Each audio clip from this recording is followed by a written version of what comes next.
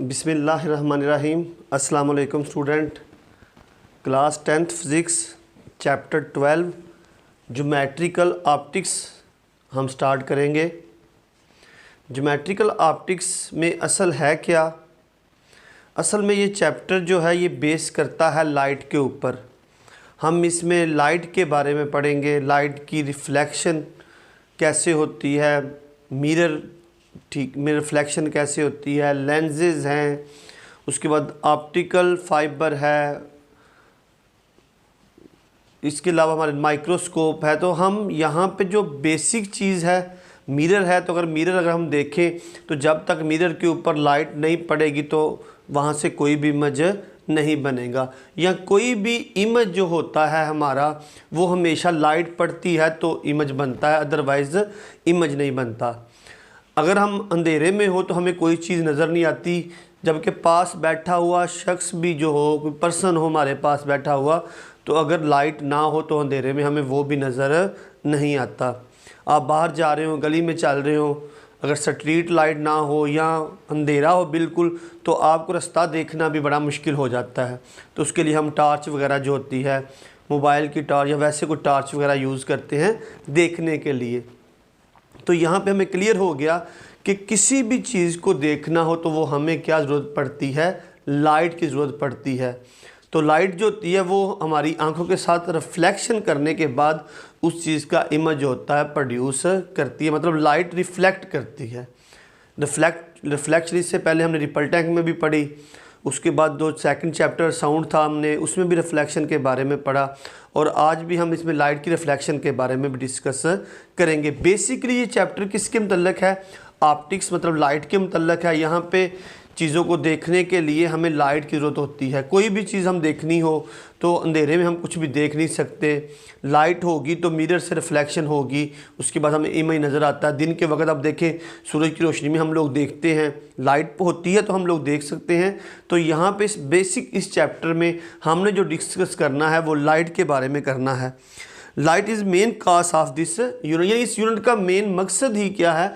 Light के बारे में, लाइट के बिहेवियर के बारे में, रिफ्लेक्शन, रिफ्रैक्शन, ठीक है, और मिरर में जो होती है वो रिफ्लेक्शन कैसे होती है, रिफ्रैक्शन कैसे होती है।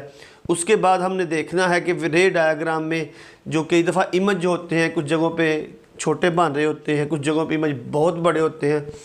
अक्सर आपने टीवी में कार्टून के अंदर देखा होगा कि कई दफ़ा जो छोटे छोटे चीज़ें होती हैं उसको बहुत बड़ा करके दिखाया जाता है, उसका इमेज बहुत बड़ा किया जाता है, या कुछ चीज़ें जो होती हैं वो अपनी असली हालत से छोटी करके दिखाई जाती हैं। तो इन तमाम चीज़ों को जो हम इस चैप्टर में डिस्कस करेंगे कि कितनी चीज़ किस सब्जेक्ट को कहाँ पे रखा जाए और कितनी जो उसकी वो इमेज बनेगी। तो ये सारी चीज़ें जो हम डिस्कस करेंगे चैप्टर 12 ज्योमेट्रिकल ऑप्टिक्स में। ज्योमेट्रिकल ऑप्टिक्स में हमारा जो पहला टॉपिक है 12.1 वो है reflection of light. Reflection of light. Reflection, अब लफ्ज़ से ही हमें स्टूडेंट देखें तो आइडिया आता है रिफ्लेक्शन, किसी भी चीज़ से टकराने के बाद चीज़ जो वापस आ जाती है वो रिफ्लेक्शन कहलाती है। तो नाम ही हमें बता रहा है कि इसका मतलब है चीज़ ने वापस हमारी तरफ आना है। ऑफ लाइट किसकी रिफ्लेक्शन के बारे में? लाइट की रिफ्लेक्शन के बारे में। इससे पहले भी हमने रिफ्लेक्शन दो चीज़ों में पढ़ी थी। चैप्टर नंबर 1 जो था हमारे पास, हमने उसमें रिपल टैंक की मदद से रिफ्लेक्शन की थी, bounce back into the first medium wave जब प्रोड्यूस होती हैं। सेकंड चैप्टर में हमने साउंड के बारे में पढ़ा, वहाँ पे भी हमने रिफ्लेक्शन ऑफ साउंड जो है वो भी पढ़ी, इको भी पढ़ी उसकी। और आज जो है वो रिफ्लेक्शन ऑफ लाइट। रिफ्लेक्शन मतलब किसी चीज़ से टकराने के बाद चीज़ें वापस आ जाना क्या कहलाता है? रिफ्लेक्शन कहलाता है। अगर हम देखें रिफ्लेक्शन कैसे होती है, अगर हम ये देखें हमारे पास कोई ना कोई ये मीडियम है, एक चीज़ पड़ी हुई है, अब यहाँ से एक रे आती है, वो यहाँ पे टकराती है और टकराने के बाद वापस उसी मीडियम में मुड़ जाती है। जहाँ से आई दूसरे मीडियम से टकराई और पहले मीडियम में वापस मुड़ गई। मतलब नंबर 1 क्या हो गया? मीडियम रिमेन सेम, कि इसका मीडियम जो होगा वो सेम ही रहेगा।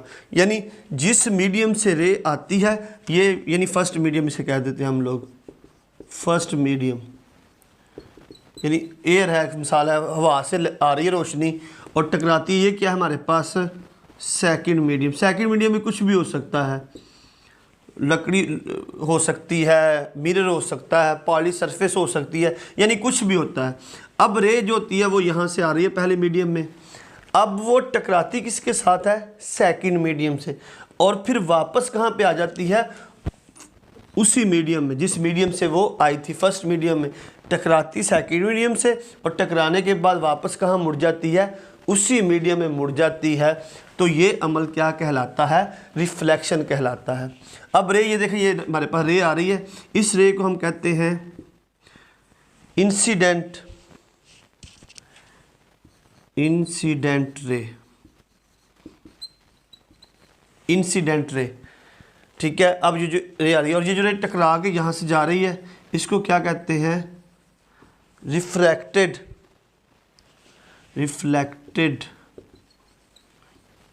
रे, यानी टकराने के बाद मुड़ती है। अब स्टूडेंट देखें यहाँ पे एक तो चीज़ हमारे पास होगी, मीडियम सेम होगा। अब अगर हम यहाँ पे एक नॉर्मल ड्रा कर लेते हैं, हम लोग यहाँ से ऐसे नॉर्मल एंगल ड्रा कर लेते हैं। अब देखें, अब ये इस एंगल के साथ क्या करती है, सेकंड मीडियम में से टकराती है, एक एंगल है। तो ये जो एंगल है इसको हम क्या कहते हैं, एंगल ऑफ इंसिडेंस। जिस एंगल से वो टकराती है और इसको डोनेट किया जाता है आई के साथ, तो ये हमारे पास क्या होगा, एंगल ऑफ इंसिडेंस। अब वो टकराने के बाद इस एंगल के साथ क्या कर जाती है, मुड़ जाती है, तो इसको हम क्या कहेंगे, angle of reflection. Refracted angle मतलब angle, refracted ray, angle of reflection. इसको हम डिनोट किससे करते हैं, आर के साथ लिखते हैं इसको। और यहाँ पे और ये याद रखिएगा कि एंगल ऑफ इंसिडेंस इक्वल होगा एंगल ऑफ रिफ्लेक्शन के। दूसरी शर्त क्या होगी, एंगल आई इक्वल होगा एंगल आर के। यानी ये दो शर्तें होंगी तो क्या होगी, रे जो होगी वो रिफ्लेक्ट होगी। ये याद रखिए, पहले जिस मीडियम से आई रिफ्लेक्ट होने के बाद उसी मीडियम में वापस जाएगी, और नंबर 2 उसकी जो है एंगल ऑफ इंसिडेंस जो होगा वो एंगल ऑफ रिफ्लेक्शन के बराबर। यानी जिस एंगल से वो टकराती है, एक एग्जांपल देते हैं, अगर फॉर एग्जांपल वो यहाँ पे टकराती है मिसाल 60 एंगल के साथ, तो वो रिफ्लेक्ट भी किस एंगल से होगी, 60 के एंगल से होगी। मतलब यहाँ पे एंगल ऑफ इंसिडेंस और एंगल ऑफ रिफ्लेक्शन जो होंगे वो क्या होंगे, सेम होंगे। ठीक है, ये क्या हमारे पास रिफ्रैक्टेड। अब यहाँ पे अगर मैं बुक की तरह के नाम दे लें, ये ए है, ये ओ है और ये बी है, और ये नॉर्मल हमने एन किया। अगर हम देखें एंगल ए ओ एन, ये क्या रिफ्रैक्टेड इंसिडेंट रे या एंगल ऑफ इंसिडेंस, और दूसरी क्या है N O B, angle N O B, और ये क्या है रिफ्रैक्टेड रे है। और ये सेकंड मीडियम है, इसको उसने डोनेट किया हुआ है एम के साथ, ठीक है, एक मीडियम से, और बाउंस बैक होगी उसी मीडियम के अंदर। तो इसको हम क्या कहेंगे, ये है रिफ्लेक्टेड। रिफ्लेक्शन हो जाती है कि जिस मीडियम से आती है उसी मीडियम में वापस टर्न कर जाती है। ये अमल जो होता है रिफ्लेक्शन का अमल। अगर हम इसकी डेफिनेशन देखें book, when light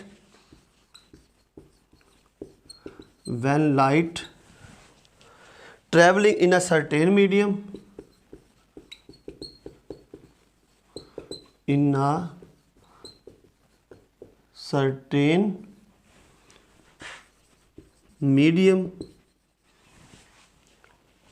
falls on the surface of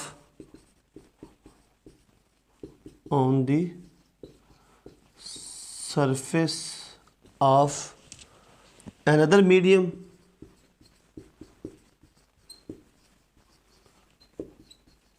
is called a part of turn back,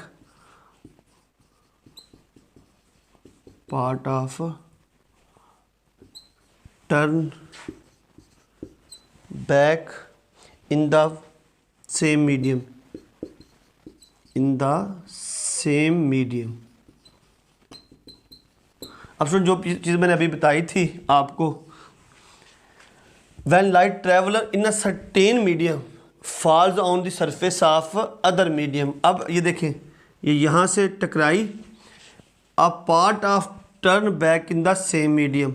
अब ये जितनी लाइट पड़ती है, यानी कुछ लाइट शायद यहाँ पे क्या हो जाए, रिफ्लेक्ट भी हो सकती है, रिफ्रैक्शन भी हो सकती है, और इसका कुछ पार्ट जो होता है वो क्या हो जाता है, टर्न बैक हो जाता है फर्स्ट मीडियम के अंदर। ठीक है, ये जितनी लाइट पड़ी सारी लाइट शायद ना रिफ्लेक्ट हो रही हो, कुछ लाइट जो होगी वो दूसरी मीडियम में भी ट्रैवल कर जा सकती है, रिफ्लेक्शन का अमल भी हो सकता है। लेकिन यहाँ पे हमारा काम क्या रिफ्लेक्शन का नहीं बल्कि रिफ्लेक्शन का है। तो हमने क्या करना है, उसी को डिस्कस करना है कि falls on the surface of the other medium, a part of turn back in the same medium, तो is called reflection of light. तो यही अमल जो होता है कि जब लाइट एक मीडियम से दूसरे मीडियम में दाखिल होती है तो वो रिफ्लेक्ट होके पहले मीडियम में वापस चली जाती है।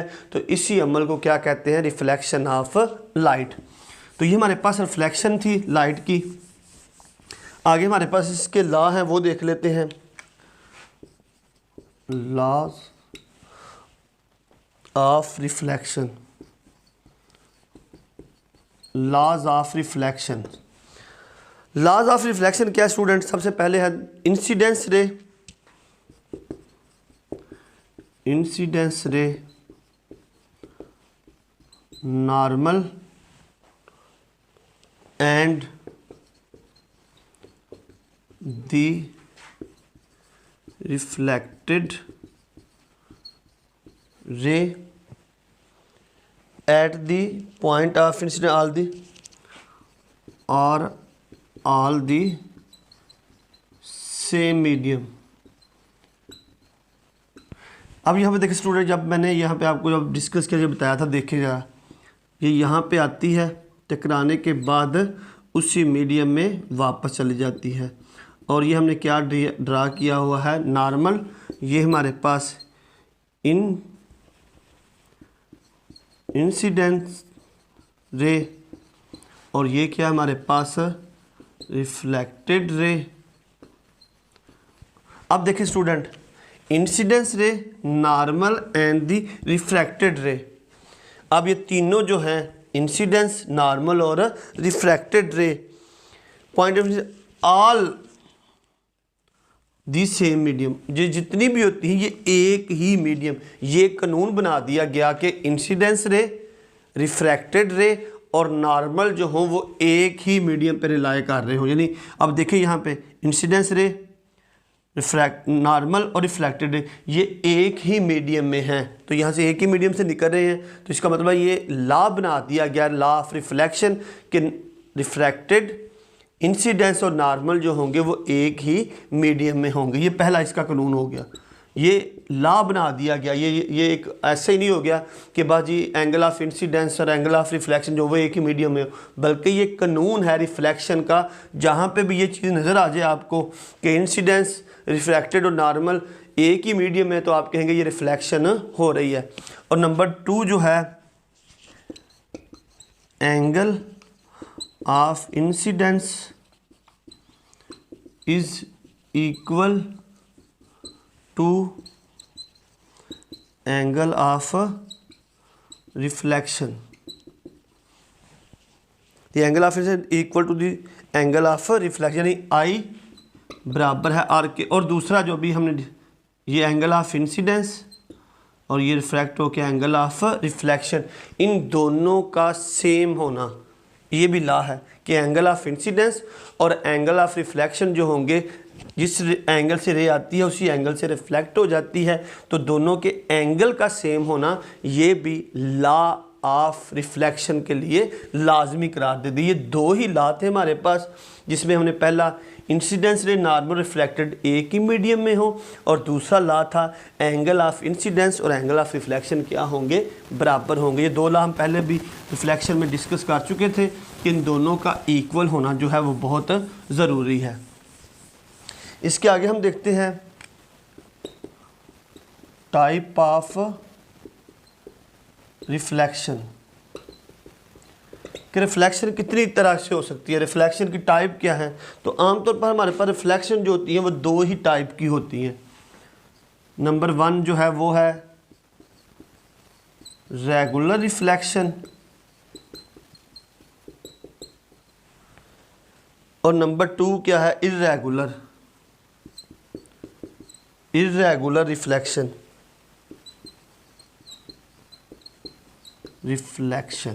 टाइप ऑफ रिफ्लेक्शन में हमारे पास दो ही टाइप है, एक रेगुलर और एक इर्रेगुलर। नाम से ही ज़ाहिर हो रहा है कि रेगुलर रिफ्लेक्शन बाकायदा एक, यानी अगर हम देखें कि बच्चा स्टूडेंट क्लास में था तो वो रेगुलर है, तो हम कहें ये बड़ा बेकायदा एक तरतीब के साथ आ रहा होता है। इर्रेगुलर बेकायदा है, इसकी कोई तरतीब नहीं है, कभी आ जाता है स्कूल और कभी छुट्टी कर लेता, तो ये इर्रेगुलर चीज़ है। रेगुलर रिफ्लेक्शन मतलब रिफ्लेक्शन जो है वो एक बिल्कुल एक तरतीब के साथ हो रही है, उसको हम उस रिफ्लेक्शन को क्या कहते हैं, रेगुलर। और जो बेतरतीब है उसे क्या कहते हैं, इर्रेगुलर रिफ्लेक्शन। रेगुलर रिफ्लेक्शन के लिए क्या होना चाहिए, यानी हमारे पास एक सरफेस है, एक ऑब्जेक्ट है, एक मीडियम है, वो बिल्कुल प्लेन होना चाहिए। प्लेन ये ऐसे नहीं होता, ये चीज़ें अगर मैंने ये मार्कर पकड़ा हुआ तो ऐसे आप समझे कि ये बिल्कुल प्लेन है। अगर हम इसको माइक्रोस्कोप के नीचे देखें तो इसमें कुछ ना कुछ पोर्स या बम्प या हाइड्रलर जो हैं वो आपको नज़र आएंगे खुर्दबीन में, माइक्रोस्कोप में। तो ये ऐसे जो हमें चीज़ें बाहर नज़र आ रही होती हैं वो बिल्कुल प्लेन नहीं होती। तो हमें रेगुलर रिफ्लेक्शन के लिए जो सरफेस लेनी है, जो मीडियम, बिल्कुल प्लेन लेना है, ठीक है। तो उस पर जैसे ही ये हमारे पास ये रिफ्लेक्ट होगी, रिफ्लेक्ट होने के बाद ये ऐसे टर्न कर जाएगी। इस तरह दूसरी रे यहाँ से आएगी, ऐसे टकराएगी और ये यहाँ पे टर्न कर जाएगी। फिर एक रे आएगी, यहाँ पे टकराएगी और ये फिर यहाँ पे टर्न कर जाएगी। इस तरह रे आती रहेंगी और टकरा के क्या करेंगी, टर्न कर जाएंगी।